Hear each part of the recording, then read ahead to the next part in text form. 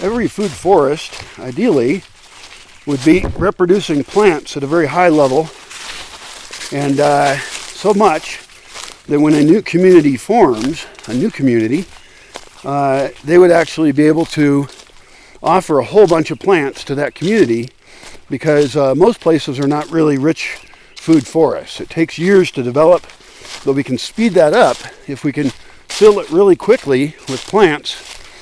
And it could be that the communities could have nurseries that are commercial as well, since we ultimately want to turn everything around us into food forest.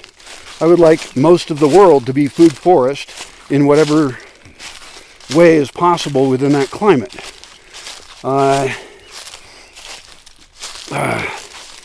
And so that's something I've already done to some degree.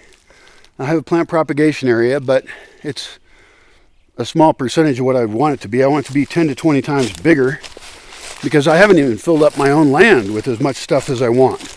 I want figs and olives and grapes and perennials that need no care, and gardens that are annual that will need care but are providing for the community.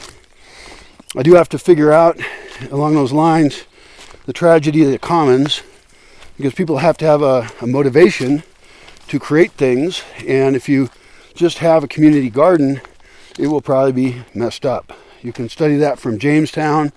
You can study that in a million other cases where private ownership, or control, I should say, because we never really own anything. You know, like I say, I own this forest. I own it temporarily, you know. I'm going to die.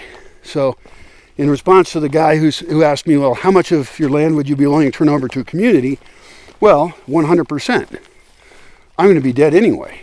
So how that occurs is another trick. And what most people asking that kind of question mean is, how much would you turn over to me and my friends to control? And the answer is 0.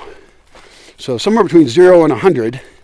But I want to get from 0 to 100 before I die, so that I can die with a smile on my face, knowing that this place will continue to function and has a healthy economy. Nobody's taking money from the government. Nobody has debt.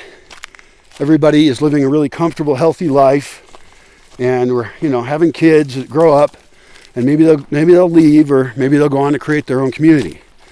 We shall see.